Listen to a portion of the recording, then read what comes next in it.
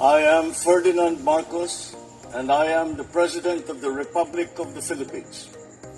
I stand today on behalf of 110 million Filipinos. Hi everyone, hello universe, it's me again. Shout out sa inyo mga best. Ito meron tayong good news for everybody, especially sa mga student, sa mga PWD at mga senior citizen. Yan po si Secretary ng DOTR, si Secretary Dizon, na kung saan pa mga kababayan, utos po ng Pangulo na tanggalin ang pag-fill out ng mga estudyante para makakuha ng 50% na discount sa MRT, mga kababayan. So dahil dito, kumbaga umikot ito si Secretary Dizon at tiningnan niya, So dahil dyan, para kompleto detalyado, basahin ko po sa inyo. Okay, eto na. Isa sa pinakamaganda. Ito, student VIP cards available na ngayong Setyembre. Di ba? Hindi kasi madali lang 'yan. Proseso po 'yan, hintayin po natin August, September next month. Madali na lang.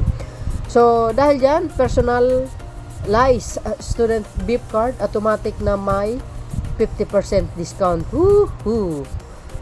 Yan nga ang sabi natin. Sa pamamagitan nitong VIP card na ito, wala nang pila, wala nang pag-fill up ng form. Diretso doon sa machine. Scan mo lang yan, pasok. 'Di ba? Diretso sa train. Iwas traffic, iwas abala. Iwas pila. Ito po ang pinakamaganda.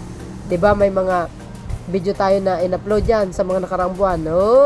Papatupad na agay. Sana all.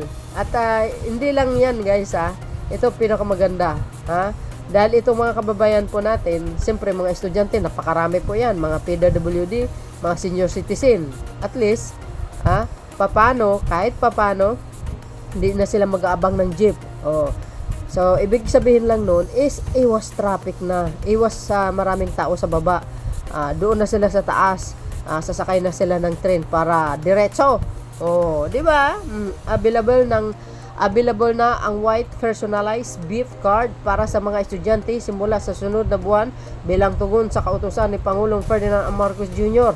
na pabilisin at gawing convenient ang biyahe ng mga estudyante. Wow!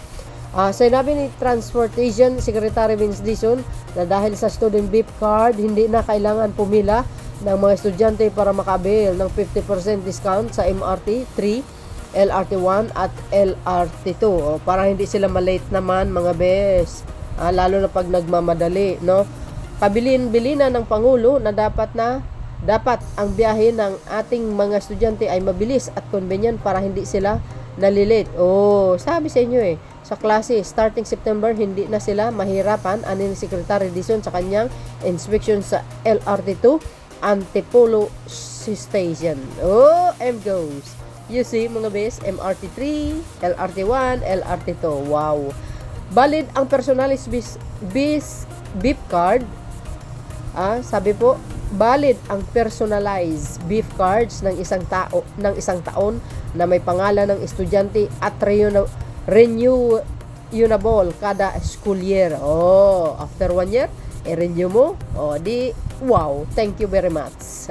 Maganda yan. Pupunta lang sila sa kahit anong station next month, ipapakita ang ID at ipiprint ang VIP card right then and there.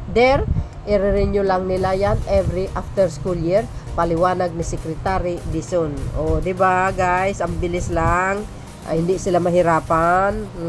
Sa ngayon, available naman ang mga white VIP cards para sa mga senior citizen at person with disabilities, PWD, na may automatic ding 50% discount.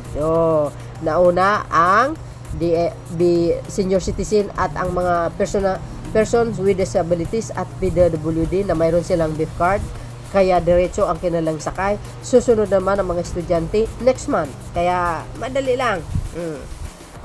Hintay lang. Simula September, pabibilisin na rin ang pag-print ng white VIP cards na agad makakuha sa ticket counters kumpara sa dating 5 hanggang 7 araw na processing. Ayan Diyan na po sa ticket counters nyo na makikita. Wow, social. Mapapasana all ko talaga ngayong administrasyon na ito, guys, ha. Lahat digital na, no? Oh, ito pa. Sa jeep hindi pwede. Ayan, oh. Oh, see? Oh. Wow, beep, beep, beep. Oh, 'di ba?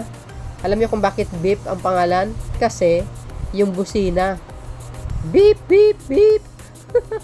'Di ba? Ano bang busina ng ang mga tren, 'di ba? Ganun din.